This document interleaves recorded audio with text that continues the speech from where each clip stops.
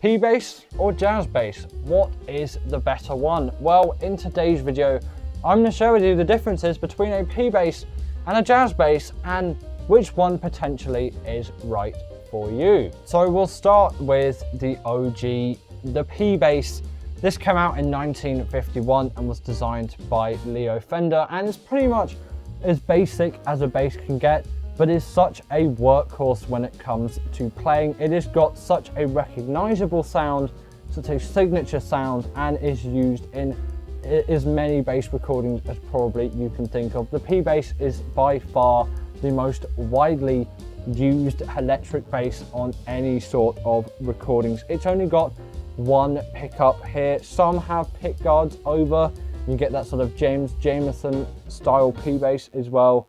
But basically it's volume, tone, and then simply you've got a jack in. It's as simple as the bass can get. You can turn your volume up, you can turn your volume down, tone up, tone down, and that is it. So it really is the basic bog standard bass, and is great for beginners because it is a great standard tone. But it's also great for any level of bass player as well. It's not just a beginner's bass because it's so simple. It's used by so many professionals because it just sounds great as a bass. You can even put flat wound strings on it as well and get that sort of Motowny sound. I've got rounds on this one at the moment because I prefer the sounds of rounds. I've got a little bit more brightness to them, but you can always turn that tone knob down and get a similar effect as well. It's a one pickup instrument that's so versatile and can do so much. It's just great as a bass really, and is great as a standard bass, and is great for beginners, and they're often really inexpensive as well. As basses are, to be honest, they're not incredibly expensive instruments compared to something like a saxophone or a trumpet or a piano.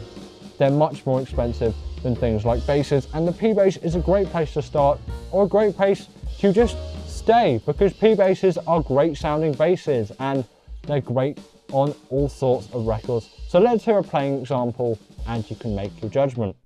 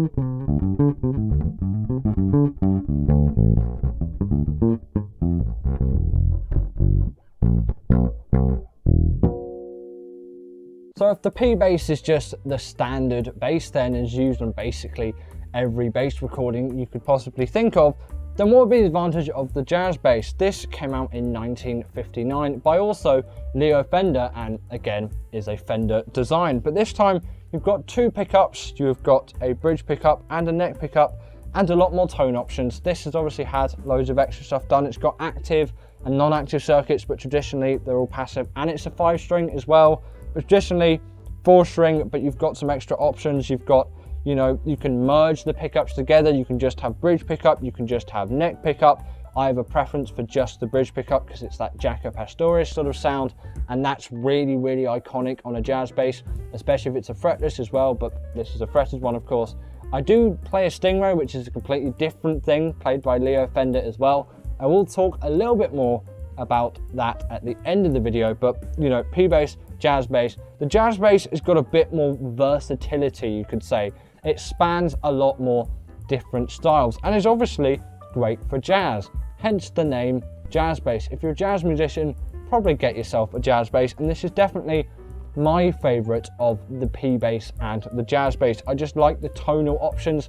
They're great for reggae as well. There's a good reggae tone hack. If you go and look up Scotch bass lessons, you can see some great bass tone hacks there. I think the video is called Why the Jazz Bass Crushes Everything.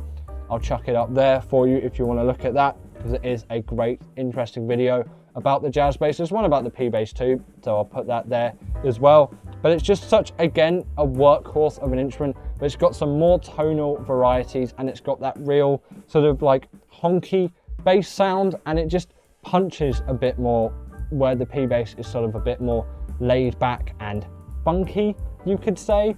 You know, the jazz bass sort of sticks itself out a bit more, and you've got so many more options with it, I guess you can say. So here's an example of me playing it with just the bridge pickup on, because that is my preference for a jazz bass sound, and you know, just sort of general tone options.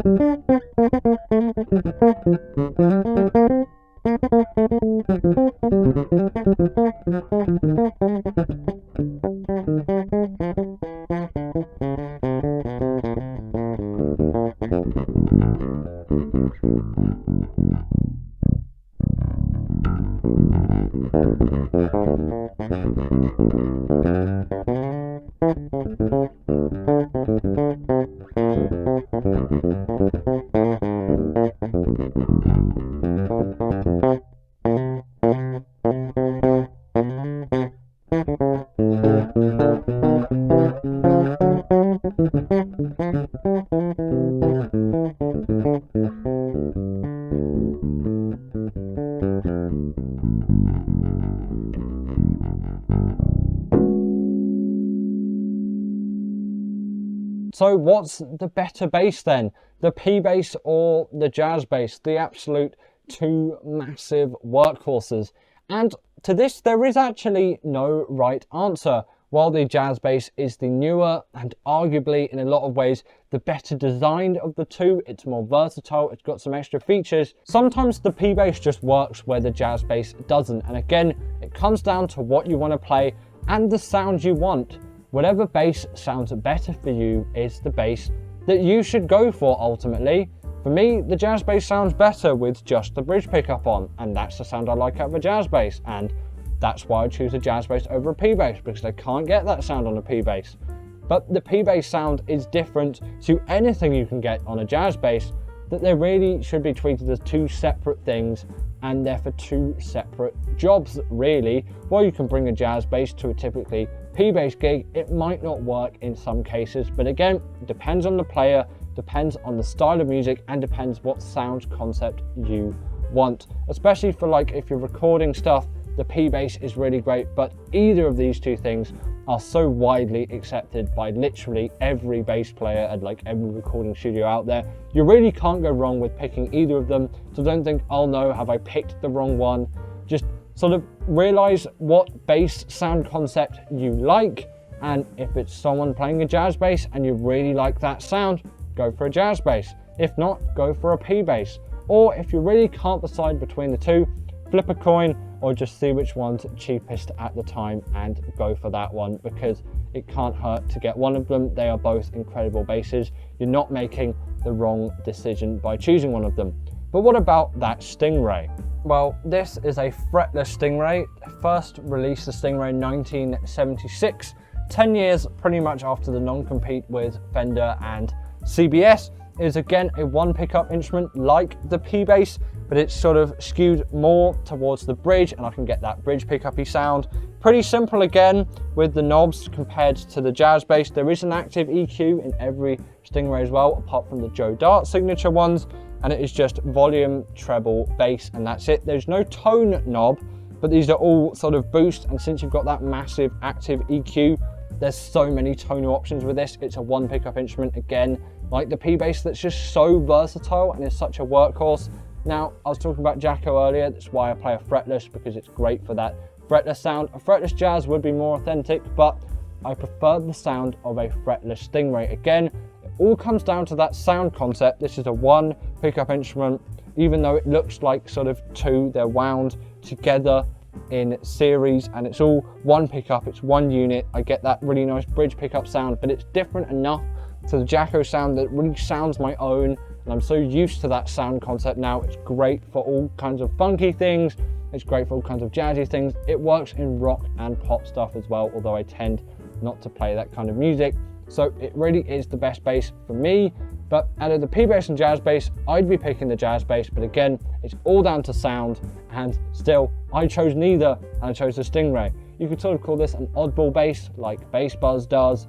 If you want to go for one of these as well, I think there should be a lot more thought considered than the P-Bass and the jazz bass. If you want either of those, go get them, and perhaps get it first, and then maybe get one of these oddball basses. But the Stingray, again, is pretty much, if you want a Stingray, you can have a Stingray. They are great playing basses. They are just perhaps a little bit more pricey than most P basses and jazz basses. Again, if you like the sound, go for it. The Stingray is widely accepted as well. It's used by so many people, from Sting to Pino Palladino, just so many great bass players that play Stingrays. It's another great example of a great bass. For P bass, jazz bass, it's just whatever sound concept sounds best for you, and really whatever style of music you're playing. But that's been it for me, and I hope you've enjoyed. Like and subscribe, do all that kind of stuff, and I'll see you in the next video. Bye.